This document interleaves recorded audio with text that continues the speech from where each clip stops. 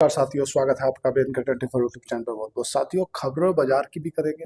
उससे पहले जान लेते हैं कि इन कल से अभी तक ऐसे कौन कौन सी खबरें रही जिनके ऊपर शेयर बाजार ने रिएक्ट किया और आज शेयर बाजार क्यों गिरा। कल जब बाजार के अंदर एक बार रिकवरी आ गई थी तो रिकवरी क्यों नहीं रुकी, या कल मैंने अपनी वीडियो में क्यों कहा था कि ये रिकवरी नहीं, ये छलावा है, कल फिर बाजार गिरेगा। देखो, जो अमेरिका के बाजार गिरे ना, वो बाजार गिरे हैं डाउ जोन, नेस्डैक, S&P 500 तीनों दबा के। 800 पॉइंट तुम्हारा डाउ जोन टूटा, 200 पॉइंट नेस्डैक टूटा, S&P 500 टूटा। टूटे किस कारण? क्योंकि क्रूड ऑयल की कीमतें $86 प्रति बैरल पर पहुंच गई हैं, जो कि अमेरिका ने प्रिडिक्ट नहीं किया था। दरअसल जितना भी वर्ल्ड बैंक है, IMF है, इंटरनेशनल मॉनेटरी फंड है, जितनी भी ब्रोकरेज फर्म है ना, वो कभी भी जो स्टेट ऑफ हार्मुज है ना, वो उसे बंद करने का मानती ही नहीं थी। क्योंकि अमेरिका के इतने एयर बेसिस हैं यहाँ पर, कुवैत में भी है, कतर में भी है, सऊदी अरब में भी है, UAE में भी है। तो मतलब अमेरिका कभी स्टेट ऑफ हार्मुज को बंद होने नहीं देगा, ऐसा बड़े बड़े जानकार प्रिडिक्ट करके चल रहे थे। लेकिन अब उसका उल्टा हो गया। स्टेट ऑफ हार्मुज बंद कर दिया गया है। जो IRGC है, ईरान रेगुलेटरी गार्ड जो है ना, उन्होंने स्टेट ऑफ हार्मुज को बंद कर दिया है, जिससे जो तेल के जो टैंकर है ना, उन्हें लगभग लगभग लंबा रूट लेकर आना पड़ेगा, जिससे 20 से 25 दिन का एक्स्ट्रा समय लगेगा। हालांकि अमेरिका ने ये बोला है कि हम उसकी सिक्योरिटी करेंगे, और दूसरी बात है, सिक्योरिटी करने के साथ साथ में उसको जो ना, जो भी तेल के टैंकर है ना, उनको सिक्योरिटी भी प्रोवाइड करेंगे, और इसका जो इंश्योरेंस होता है तेल टैंकरों का, वो भी अमेरिका देगा। लेकिन अमेरिका अब बहुत ज़्यादा दिन युद्ध में नहीं रहेगा। हो सकता है अमेरिका प्रेशर टैक्टिक्स के कारण बोल रहा है कि हम तो हमला कर देंगे, हम तो छोड़ देंगे, हम तो ये कर देंगे, हम तो वो कर देंगे। लेकिन आप ये जान लो कि अमेरिका आने वाले 8 से 10 दिन के अंदर, या 15 दिन हाईएस्ट मान लो आप, या तो अमेरिका अपने से बोल देगा कि भाई हम जो करना चाह रहे थे वो कर दिए, और अब हम पीछे हट रहे हैं। क्योंकि युद्ध करने में पैसा खर्च होता है। पैसा अमेरिका की, जैसे आप पहले भी आप मेरी कंटिन्यू वीडियो को देखते आ रहे हैं कि अमेरिका $38 ट्रिलियन के कर्ज में है। अमेरिका की टोटल जितनी GDP है ना, उसका 125% का कर्ज है। हमारी GDP का आधा कर्ज है, मतलब 58% कर्ज है। अमेरिका 1.25% के कर्जे में चल रहा है। और तो और अमेरिका ईरान के जो ज़्यादातर एयर डिफेंस सिस्टम है ना, उसे नष्ट कर चुका है। 30 से ज़्यादा जो नेवल शिप है उन्हें नष्ट कर चुका है। अमेरिका हर हथकंडा अपना चुका है। अब ईरान की जो डिफेंस सिस्टम की क्षमता है ना, वो घट गई है। जैसे पहले वो पर डे 100 मिसाइल दाग रहा था ना, तो अब वो घट के लगभग लगभग 15 या 20 मिसाइल दाग रहा है। लेकिन एक चीज़ और है, इस युद्ध का समाप्त होने के पीछे, कि कभी कोई नहीं बात कर रहा। मेरी आप 10 दिन पहले वीडियो देखना, तो मैं जब 10 दिन पहले आपसे बताया था कि बाजार मतलब गिरने वाला है, क्या सब कुछ बेच दे, उस दिन वाली वीडियो देखना। क्या है कि ईरान हमले पड़ोसियों पे कर रहा है। वे पड़ोसी, जिन पड़ोसियों का काम ही तेल बेच के चलता है, और स्टेट ऑफ हार्मुज बंद कर दिया है। तो ये जितने भी देश हैं ना, ये या तो टूरिज्म इकोनॉमी है, और या फिर क्रूड ऑयल बेच के पैसा कमाते हैं। या मतलब इनका जो मुख्य स्रोत है ना पैसे का, आय का, वो क्रूड ऑयल बेच के आता है। चाहे तुम्हारा सऊदी अरब ले लो, भाई लोग बाग सऊदी अरब घूमने भी जाते हैं, है ना। या आप तुम्हारा कतर ले लो। अभी कतर ने जो LNG है ना, उसका प्रोडक्शन घटा दिया। उनने बोल दिया जब मतलब जाने का रास्ता ही नहीं है, तो मैं उसको प्रोडक्शन ही नहीं करूंगा। प्रोडक्शन कम करने से अब आपको जान का आश्चर्य होगा कि जो LNG की कंपनियां है ना, गेल इंडिया है, हालांकि अडानी टोटल गैस ने अपनी कीमतों में वृद्धि कर दी है। अब धीरे धीरे ये आप लोगों के घरों तक आना चालू हो जाएगा। कैसे? कि अब तो युद्ध में है ही नहीं, तो आपके घरों में कैसे आ रहा है? देखो, जो क्रूड ऑयल है ना, उसका तो आपके पास में अल्टरनेटर है। क्योंकि भारत की अगर क्रूड ऑयल को देखो, तो हम अगर मिडिल ईस्ट से नहीं बुला रहे, तो आंशिक रूप से अमेरिका ने भारत को 30 दिन के लिए मोहलत दे दी है कि आप रूस से तेल ले सकते हो। ठीक है। लेकिन भाई जो LNG है, जो बहुत बड़ा एनर्जी का एक मतलब हिस्सा है, तो आज 55% के आसपास जो LNG है ना, वो हम मिडिल ईस्ट से लेते हैं, खासकर कतर कुवैत से। वो जब बंद हो जाएगा तो लोगे कहाँ? आप ऑस्ट्रेलिया से लोगे, और ऑस्ट्रेलिया से आने में समय लगेगा। आप समझो ना, ऐसा समझ लो बिल्कुल लेमन लैंग्वेज में, आप दिल्ली में बैठे हो और आप नोएडा से सामान बुला रहे हो, और नोएडा वाला रास्ता बंद हो गया। अब आपके पास ऑप्शन बचता है कि आप जो नोएडा से आ रहा था सामान, वो अब आपको जयपुर से आएगा। तो जो जयपुर से सामान आने वाला है वो दूर हो गया, नोएडा पास हो गया। तो इसीलिए जो अडानी टोटल गैस है या गेल इंडिया है, इन कंपनियों ने हालांकि अपनी जो कीमतें हैं ना, वे बढ़ानी चालू कर दी हैं। उससे अब एलएनजी के बाद में फिर पीएनजी, जो आपने देखा होगा ना अपने घरों में जो चूल्हे जलते हैं, उस पर भी इम्पैक्ट देखने के लिए मिलेगा। हालांकि सरकार लोगों को इस बात से स्वस्थ कर रही है कि भैया आप चिंता ना करो, देश के अंदर पैनिक मत फैलाओ किसी भी तरह से। देश में पर्याप्त एनर्जी है, पर्याप्त तेल है, क्योंकि पंजाब के किसान कुछ ऐसे, आपने भी वीडियो देखी होगी कि ट्रैक्टर ला ला कर डीजल के बड़े बड़े टैंकर भर रहे हैं, क्योंकि ऐसा कभी अनुमान ही नहीं किया था। अगर इतिहास खंगाल के देखोगे तो इतिहास में भी $139 प्रति बैरल तक क्रूड ऑयल गया है। लेकिन अभी जो जानकार बता रहे हैं वो बोल रहे हैं कि भाई $150 प्रति बैरल तक क्रूड ऑयल जा सकता है। और अगर इतना गया तो आप अपनी सरकारों को देखो क्या होगा। आप सोच रहे क्रूड ऑयल से, कच्चे तेल से क्या फर्क पड़ जाएगा? मेरे भाई, जो पेट्रोकेमिकल है ना, उसी से प्लास्टिक, उसी से पेंट, उसी से परफ्यूम, ये सब प्रोडक्ट उसी से बनते हैं। और अकेला क्रूड ऑयल में से जो केमिकल निकलता है, उसी केमिकल से परफ्यूम में भी यूज होता है, प्लास्टिक के प्रोडक्ट में भी यूज होता है, और तुम्हारा जो पेंट होते हैं उनमें भी यूज होता है। और डीजल पेट्रोल का खराब सभी को मालूम ही है, गैस है। तो एक क्रूड ऑयल के महंगा होने से पूरे देश के अंदर अर्थव्यवस्था हिल जाती है, ध्यान रखना आप। और भारत ना इम्पोर्ट ओरिएंटेड इकोनॉमी है, और ज़्यादा इतना समझ लो ना, भारत पर दोहरी मार लगेगी। पहला तो डॉलर के अगेंस्ट में रुपया कमजोर है, 92 रुपये के आसपास रुपया चल रहा है आपका डॉलर के अगेंस्ट में, मतलब रुपया कमजोर, डॉलर मजबूत। दूसरा, आपके जो क्रूड ऑयल है ना, जो $60 $59 प्रति बैरल ओपन चल रहा था, उसको लेकर के तुम डिस्काउंट पे $50 प्रति बैरल पर खरीद रहे थे, अब वे कीमतें ही डबल हो जाएंगी। इससे आपको दोहरी मार लगेगी। पहला, जहां आपका जो पुराना ट्रेड डेफिसिट था ना, वो 8,400 करोड़ रुपए का था, तो इस बार कितना रहेगा? क्योंकि इस बार जो आरबीआई ने भी जो अभी मतलब अपनी रेपो रेट घटाई थी, या इन्होंने जो अपना आउटलुक पेश किया था, उन्हें ऐसा कुछ पता ही नहीं था कि यार क्रूड ऑयल इतना महंगा हो जाएगा। और क्रूड ऑयल इतना महंगा हो जाएगा तो इसके बाद आरबीआई अपनी स्ट्रेटजी क्या बनाएगी? हमने बजट में कितनी सब्सिडी रखी है, और तुम सोच रहे कि सब्सिडी दे के काम चल जाएगा? नहीं चलेगा भाई। जो हमारे देश के अंदर सब फर्टिलाइजर आता है ना, डाई यूरिया वगैरह आता है ना, उसमें भी पेट्रोकेमिकल का यूज होता है। तो मतलब वे भी महंगे हो जाएंगे, और वे महंगे हुए तो किसान कर रहे आएंगे। किसानों को कब तक रोकोगे आप? किसान देसी आदमी रहता है, रुक सकता है केवल कौन? जिसे इसी पंखे में हवा में बैठना। किसान तो भैया कंधे पे बोरी धर कर अपना खाते गए रहे, बिल्कुल देसी आदमी, देसी स्टाइल में कह रहे, अरे साला महंगा हो गया जो है, पागल बना रहे। तो भैया पेट्रोकेमिकल महंगा होगा तो किसानों के लिए डाई और यूरिया महंगा हो जाएगा। और कब तक, आखिर कब तक सरकार सब्सिडी के माध्यम से इसे रोक के रखेगी? कभी ना कभी तो जनता के पास तक पास आउन होगा, और जनता के पास आउन होगा तो जनता कर आएगी। और यही चाहता है ईरान। ईरान युद्ध में अपनी जीत करना नहीं चाहता। ईरान चाह रहा है कि भाई अल्टीमेटली युद्ध को लंबा खींचा जाए, जिससे ये ग्लोबल एक मतलब चिंता का विषय बन जाए। तो जब जैसे अमेरिका अमेरिका क्या चाहता है? अमेरिका का मेन उद्देश्य क्या है? जैसे आपने ध्यान किया होगा, आपको इस बात का ज्ञात होगा, पहले भी अमेरिका ने ही बोला था कि भाई देश के अंदर, विश्व के अंदर क्रूड ऑयल की कीमतें ना बढ़ जाए, इसलिए आप रूस से तेल खरीद लो, हम रूस से खरीदेंगे। तो अब उसको किसी ने ज्ञान दे दिया कि रूस से तेल खरीद रहे हैं, ये तो फंडिंग कर रहे हैं, तो उन्होंने फिर रोक लगा दी। अभी एक अमेरिका के मंत्री हैं, उन्होंने भारत में बयान दिया है कि हम वो गलती नहीं करेंगे जो गलती हमने चीन के साथ में करी है। मतलब इन्होंने ये कहा है कि हमारी जो ज़्यादातर पॉलिसी रहेंगी ना भारत को लेकर के, उनमें वो पॉलिसी बेटर रहेंगी जिन पॉलिसी से भारत को फायदा कम हो और नुकसान ज़्यादा हो। मतलब अमेरिका से भारत को अब ज़्यादा अच्छी चीज़ें और बेटर चीप रेंज में मिल जाएंगी, इसकी उम्मीदें कम है। क्योंकि अगर टेक्नोलॉजी अमेरिका शेयर करेगा भी ना, तो वो कुछ हद तक अपने हितों को प्राथमिक रखेगा, भारत के हितों को नहीं। इन्होंने क्या किया था, अगर मैं आपको 30-50 साल पीछे लेकर चलूँ, तो जब अमेरिका की और चीन की दोस्ती थी ना, तो इन्होंने अपने चीन की टेक्नोलॉजी भारत अमेरिका में, और अमेरिका की टेक्नोलॉजी चीन में, ऐसी बिल्कुल घुल मिल कर दोनों दोस्त थे।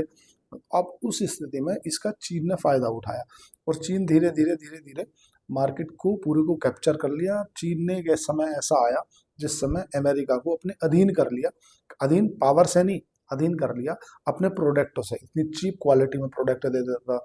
तो इस स्थिति को वो भाप गए, क्योंकि एक बार अभी अमेरिका जो उपराष्ट्रपति है ना, जेडी वेंस, उन्होंने कहा था कि जितना अमेरिका पूरे साल में, या मतलब हिस्ट्री से अब तक अमेरिका ने पानी के जहाज नहीं बनाए ना, उतने पानी के जहाज चीन अकेला बनाता है एक साल में। या चीन की अकेली एक कंपनी बनाती है। खैर ये थोड़ा सा आउट द वे हो जाएगा, लेकिन मैं आपको जानकारी के लिए बता दूं कि भाई इस दुनिया के अंदर अगर आप 100 जहाज मान लो ना, और 100 जहाज में से 62 जहाज अकेले चीन के हैं, समझ रहे हो। फिर उसके नंबर जापान का आता है, फिर उसके बाद दक्षिण कोरिया का आता है। अब अपन कहाँ है, अपन भी तो वो जहाज बना रहे, गॉर्डन शिपयार्ड है, मजगाउड हो गए, भाई अपन कहीं नहीं बना रहे। हमारी एक साल का जितने जहाज को जरूरत है ना, जिसमें डेक कैरियर है, तुम्हारा एयरक्राफ्ट कैरियर है, मतलब जो भी हम अपने यूज के लिए बनाते हैं, 245 के आसपास से 250 एटलीस्ट मान लो आप कि 250 जहाज की तो भारत को ही जरूरत है। जिसमें कुछ मतलब जहाज जो कोस्ट गार्ड को लगते हैं, कुछ जहाज जो नेवी को लगते हैं, कुछ जहाज ऐसे हैं जो हमारे मतलब समुद्री तटों के लिए लगते हैं। और हमारे पास में बनाने की क्षमता कितनी है, एक साल में मात्र 170 जहाज या 165 जहाज। अगर अपनी फुल कैपेसिटी पर काम करेंगे तो 160 जहाज बना पाएंगे, नहीं तो 140 से 150 के बीच बने जाएंगे। कहने का मतलब ये है कि भारत तो पहले से ही बहुत पीछे है। अब इन अमेरिका ने जो छूट दी है ना भारत को कि भाई आप रूस से तेल खरीद लो, तो इसीलिए दी है कि वो नहीं चाहता कि तेल की कीमतों में एकदम से आग लगे।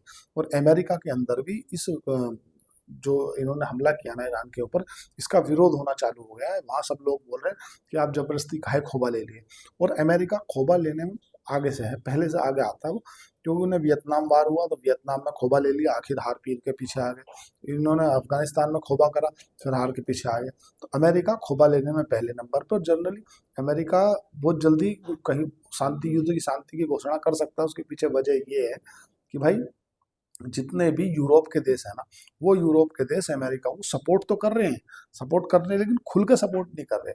ज्यादातर जैसे स्पेन जैसे देश है ना, वो इस युद्ध से किनारा करते नजर आ रहे हैं। नहीं तो ऐसा देखने के लिए मिला है, जब भी अमेरिका युद्ध में होता है तो ये सभी देश एकदम आ जाते हैं कि हम तो युद्ध में हैं। लेकिन अब ये देश ना किनारा करते नजर आ रहे हैं। चूंकि अब एक चीज और भी है जो पॉइंट जानने की है और समझने की है, वो ये है कि अमेरिका बिलियन डॉलर खर्च कर रहा है पर डे इस युद्ध के लिए। और अगर ऐसी स्थिति में अफगानिस्तान, अभी जैसा अफगानिस्तान के जो नए, सॉरी, ईरान के जो नए सुप्रीम लीडर बने हैं, उस पर ट्रंप का एक बयान आया। ट्रंप ने कहा कि यार ये मेरे हिसाब से ये ना समझ है, इनके यहाँ जो सुप्रीम लीडर बनेगा उसमें मेरा फिजिकली रूप से होना बहुत जरूरी है। जब तक मैं बैठूंगा मैं समझूंगा वो कैसा है इसका, उसके हिसाब से फिर मैं सुप्रीम लीडर। भाई आप समझो, आप कैसी इकोनॉमी है भाई, आप अपने यहाँ पर चुनी हुई सरकार लाते हो, और दूसरे के देश में आप चाहते हो कि उस देश का जो प्रधानमंत्री है, जो लीडर है ना, वो आपके मार्गदर्शन में बने। आप बताओ कि ये मार्गदर्शन में ये बनना चाहिए। आप अपने ऊपर सोच के देखो ना। हालांकि ईरान के जो उप विदेश मंत्री हैं, उन्होंने भारत के विदेश मंत्री से बात की है। उन्होंने कहा है कि भाई भारत की हम बहुत मतलब रिस्पेक्ट करते हैं, और हमारे बहुत बहुत पुराने समय से हमारे संबंध है।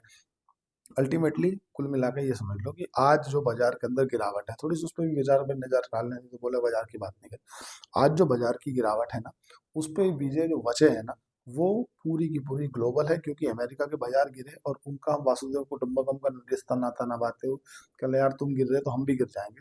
और साथ साथ एफआईआई ने कल भी माल बिकवाली करी, कल माल बेचा।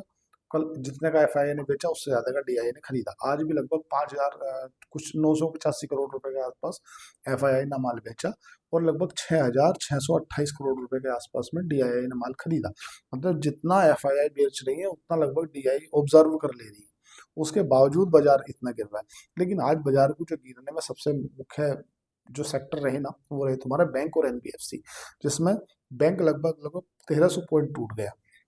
बैंक इंडेक्स जो तुम्हारा निफ्टी का ही बैंकिंग इंडेक्स है ना, 1,300 पॉइंट टूट गया। जिसमें H D F C ICICI ने मतलब गिरने में लीड ली अपने आप में।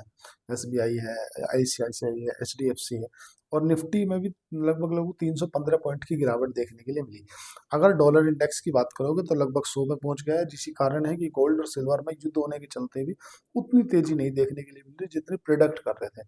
अन्यथा ऐसी उम्मीद लगाई जा रही थी कि जैसे ईरान या गल्फ के देशों में युद्ध जैसे हालात बनेंगे तो सोना 2 लाख में पहुंच जाएगा, और चांदी लगभग 5 लाख पहुंच जाएगी। लेकिन ऐसा नहीं हुआ। कारण है कि डॉलर इंडेक्स का मजबूत होना। डॉलर इंडेक्स मजबूत है तो अमेरिका चाहता ये है कि जो दुनिया है ना, अभी जो डॉलर को शिफ्ट करके गोल्ड में जा रही थी ना, तो अमेरिका ये चाहता है कि भाई ये कहीं ना कहीं डॉलर में आए, ना कि गोल्ड में। क्योंकि एक रेशो होता है ना कि भाई कितने ट्रिलियन डॉलर का, लगभग 10 ट्रिलियन डॉलर के जो दुनिया के पास में गोल्ड थे, और $10.5 ट्रिलियन के गोल्ड थे और $10 ट्रिलियन के डॉलर थे। तो गोल्ड का जो रेशियो था ना रिजर्व का, वो बढ़ गया था। तो अमेरिका इस चीज को भाप गया, बोले यार ऐसा काम नहीं चलेगा। तो उसका जो उन्होंने ये मतलब एक तरह से तोड़ निकाला जस्ट 1 मिनट। और तो देश भी जो चाह रहे हैं ना, वो जो वीकेंड है ना, वीकेंड पे पिछली बार भी वीकेंड पे ही हमला हुआ था। तो ऐसा भी हो सकता है कि वीकेंड पे ट्रम्प बोल दें कि नहीं ठीक है अब हो गया है, क्योंकि ट्रम्प को कोई ना कोई नया खोबा चाहिए। अब वो बोलते हैं नहीं यार अब नहीं करूंगा मैं हमला, कि चलो ठीक है हो गया बात, अब मेरे को लगता है कि हम मामला सेटल हो गया। और ऐसा भी हो सकता है कोई बड़ा हमला कर दे अमेरिका। तो इसीलिए वीकेंड पर जो शेयर बाजार में काम करने वाले लोग हैं ना, वो पोजीशन हल्की करके जाते हैं कि यार एटलीस्ट इतनी भारी पोजीशन ना हो कि अगर मान लो गैप निफ्टी डाउन हो जाए 1000 पॉइंट 500 पॉइंट, तुम घर से दे बैठो। इसीलिए लोग बाग कोसस हो गए, सावधान हो गए, अलर्ट हो गए, बोले यार पोजीशन हल्की रखो और कम रखो। और जो स्टेट ऑफ हार्मुज के बंद होने से जो जियो और एयरटेल के जो नेट के केबल बिछे हुए हैं ना, उन पे भी दिक्कत आ सकती है, क्योंकि अभी जो ये युद्ध हो रहा है ना, ये केवल वायुसेना से हो रहा है। और ईरान का आप समझो ज्यादा ज्यादा 20 से 25 लाख रुपए का एक वो होगा ड्रोन, वो गिरा तुम्हारा कतर में, और कतर ने अपनी गैस जो एलएनजी गैस है ना, उसका प्रोडक्शन रोक दिया। उसके प्रोडक्शन रोकने से हुआ क्या कि भारत की लगभग 50% जो एलएनजी है वो गल्फ से आती है, और वो बाधित होगी। वो बाधित होगी तो जो आप जो गैस की गाड़ी चला रहे हैं ना एलएनजी की, क्योंकि जो सीएनजी है इसकी जो गाड़ियां चला रही, और ये जो आपने देखा कि बड़ी बड़ी कंपनियां या उद्योग है ना, ये उद्योग में डायरेक्ट इम्पैक्ट होगा इसका, क्योंकि इसका कंजप्शन ज्यादा है। क्रूड ऑयल का तो चलो ठीक है, तुम्हारे पास फर्टिलेटर है, तुम जो है खरीद लोगे रूस से, या मतलब आप अमेरिका आपको हो सकता है और रियायत दे दे, या आपकी जो पीएसयू कंपनियां हैं जितनी भी हैं, इन्हें आप सब्सिडी देने के माध्यम से इनकी बैलेंस शीट पर इम्पैक्ट आ जाएगा, प्रॉफिटेबिलिटी पर इम्पैक्ट आ जाएगा, मैं जनता से पास ऑन कर दोगे। क्योंकि जिस समय आपको $30 प्रति बैरल पर क्रूड ऑयल मिल रहा था, उस समय भी आपने जनता को उसका प्रॉफिट नहीं दिया। आपने नहीं किया कि जो डीजल पेट्रोल ₹100 लीटर है उसे घटा कर 60 कर दिया जाए, क्योंकि जो क्रूड ऑयल है वो सस्ता मिल रहा है। आपने सरकारी कंपनियों को ये कहते हुए मतलब उन्हीं की बैलेंस शीट पर प्रॉफिट जाने दिया कि इनको पहले लॉस हुआ है। समझ रहे हो बात को? तो अब इस बात की आशंकाएं ज्यादा लग रही है कि इस बार सब सरकार सब्सिडी के माध्यम से पेट्रोल डीजल की कीमतों को रोकेगी, और सरकार पूरे देश को आश्वस्त कर रही है कि भाई पैनिक ना फैलाओ। पैनिक फैलाने का कोई मतलब नहीं है, सब डीजल पेट्रोल पर्याप्त है, घबराने वाली बात नहीं है। लेकिन लोग हैं समझेंगे तो तब ना। भैया जो पंजाब है या जो हरियाणा से जुटे हुए राज्य जिनको डीजल पेट्रोल की खपत है, वो बड़े लेवल पे अपना पेट्रोल डीजल भरते जा रहे हैं, क्योंकि अभी इसमें आंशिक रूप से ना तो भारत शामिल है ना चीन शामिल है, लेकिन इसका इम्पैक्ट हमारे तुम्हारे घरों पे भी आने वाला है, ये मान के चलो। और अगर क्रूड ऑयल की कीमतें डबल हुई ना, मतलब जैसे अभी 84 86 डॉलर प्रति बैरल चल रही है, अगर यहाँ से बढ़ गई है 100 125 150 क्रॉस कर गई ना, तो हाहाकार मच जाएगा। क्योंकि अभी हालांकि आईओसीएल ने बीपीसीएल ने एचपीसीएल ने उन्होंने एक नोटिफिकेशन जारी करके बोल दिया है कि कीमतें कितनी भी रहें हमारे पास में पर्याप्त क्रूड ऑयल है। 25 दिन का क्रूड ऑयल है, 25 दिन का डीजल पेट्रोल है, तो इसलिए घबराने वाली बात है नहीं।